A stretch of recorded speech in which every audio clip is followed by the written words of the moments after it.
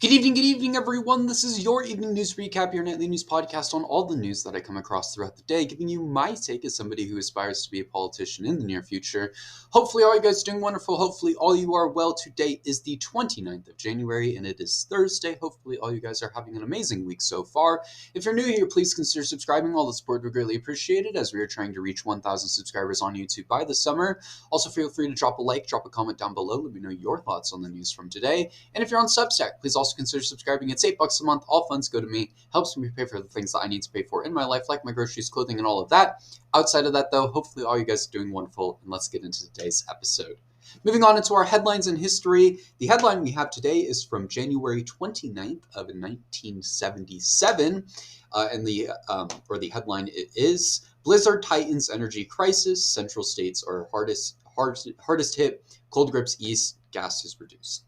Of course, this is from the 29th of 1977. A fierce winter storm spread across the Midwest and Great Lakes regions the previous day. There were blinding snows and drifts, desperate shortages of natural gas, and shutdowns of factories and schools. The Times reported in parts of Minnesota, the wind chill felt so cold as 100 degrees below zero, if I could speak.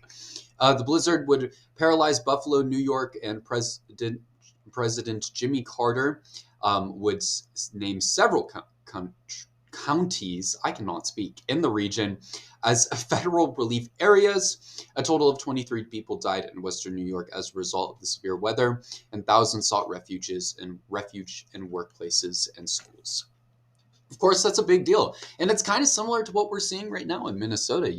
We've had an immense, cold, or I guess, it's kind of phasing out. But what we did see over the weekend in Minnesota, we saw this immense cold storm.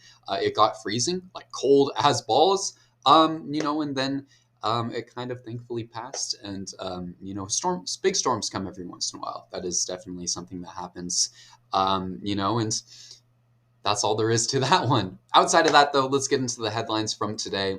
Moving on into the Trump administration segment, the first topic we have today is tensions with Iran are escalating, or Iran are escalating, as Trump is sending naval assets. Trump has sent an aircraft carrier along with other naval assets to the waters around Iran. In a new post on Truth Social, he wrote, "A massive armada is heading to Iran.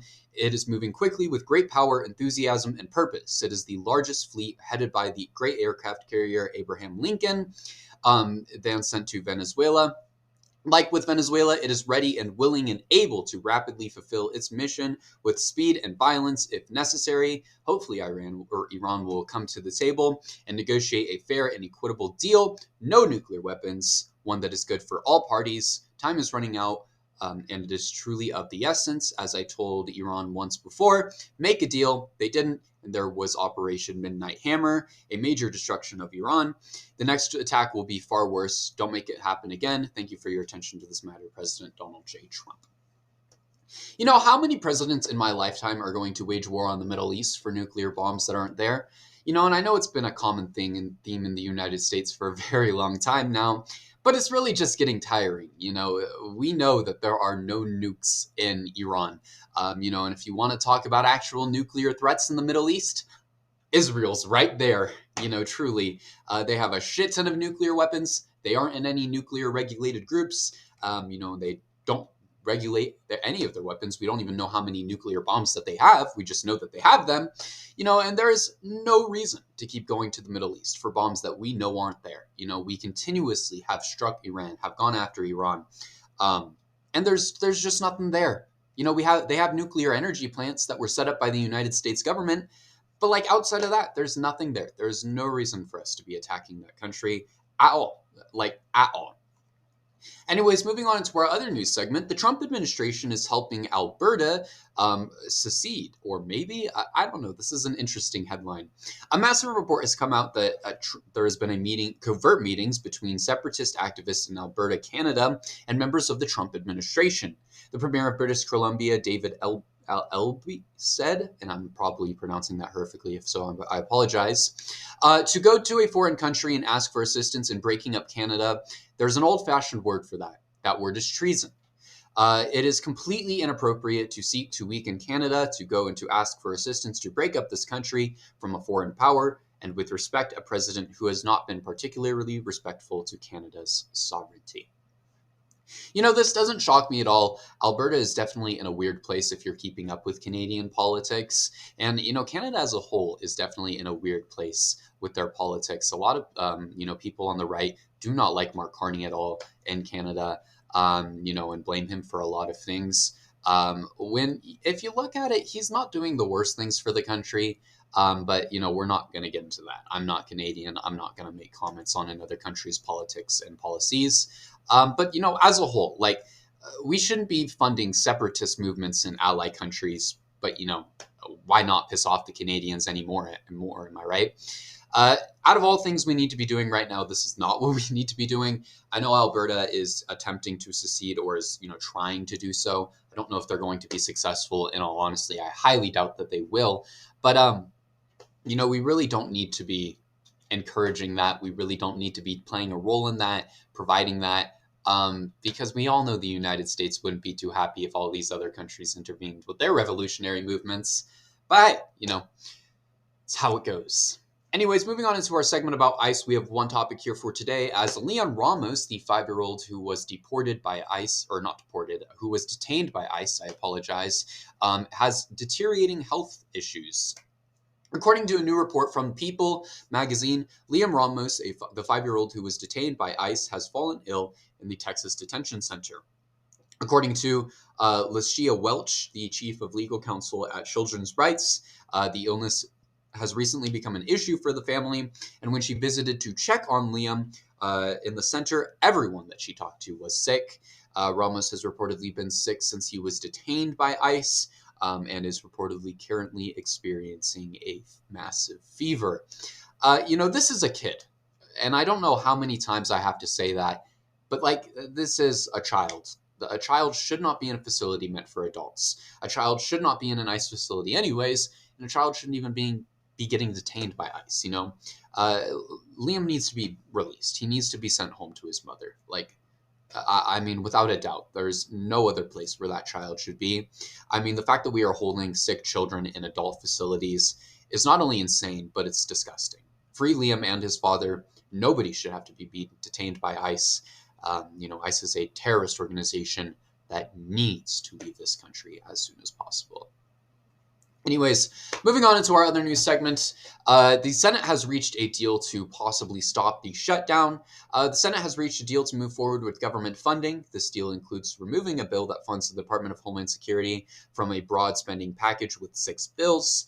But the Department of Homeland Security will be able to operate at current spending levels for the next 2 weeks going forward. Of course, this is a developing situation. Not much information is out at this time, so I will bring you more updates as those are released. But more information, as always is expected. We'll see if this has an impact, how this has an impact, where this has an impact. But from my understanding, this does lower the Department of Homeland Security's funding. So in theory, this should do something to counteract ICE. Again, that's a big in theory. But, at this point, nothing would shock me. I wouldn't be shocked if ICE is not impacted by this at all. I wouldn't be shocked if they just decided to divert fundings from other branches of the Department of Homeland Security to cover ICE, right? It's not like this is enough anyways. ICE needs to be abolished at the bare minimum, not lose funding. They need to be abolished at the bare minimum, right? And we'll see how this one goes, as always.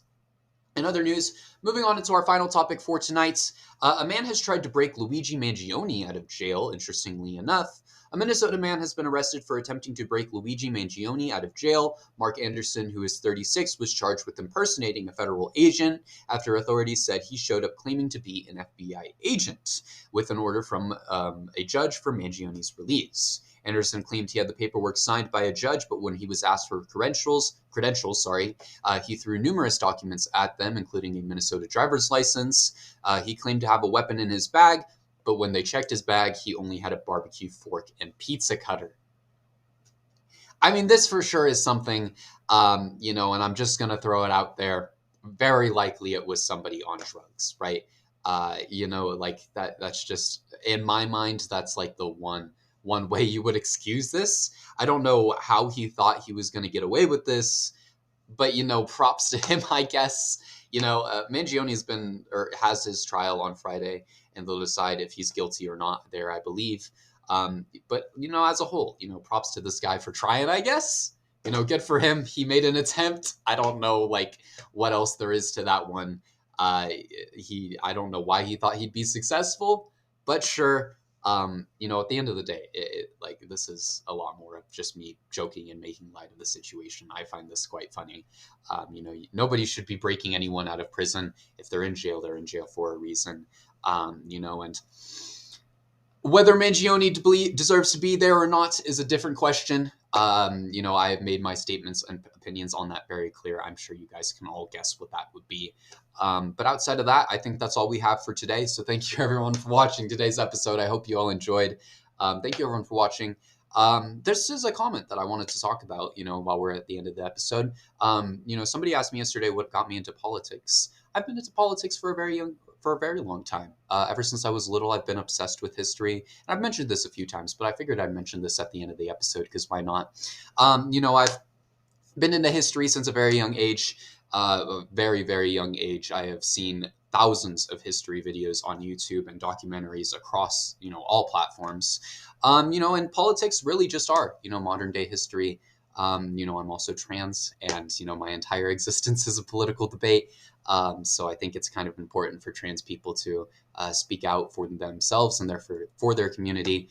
We're one of the smallest minorities, but we're one of the most targeted minorities, and that's a big issue. If my livelihood and my lifestyle is going to be a political debate, I believe that it's important for me to be a politician and to represent all the people who don't want to speak for themselves. Outside of that, though, I just want to help people. Ever since I was a little kid, I always wanted to help people. My dad was a fire chief growing up, fire captain growing up, and my mom was always a nurse growing up. And it's just been something that I've always been used to, and it's something that I want to do. Outside of that, though, thank you everyone for watching today's episode. Hope you all enjoyed. Thank you all so much for watching. I truly hope you all enjoyed. Subscribe if you're new. Subscribe on Substack if you're new. Go check out my Instagram. Go check out my Blue Sky and all of that. And that's all I have. So I will see you all in tomorrow's episode.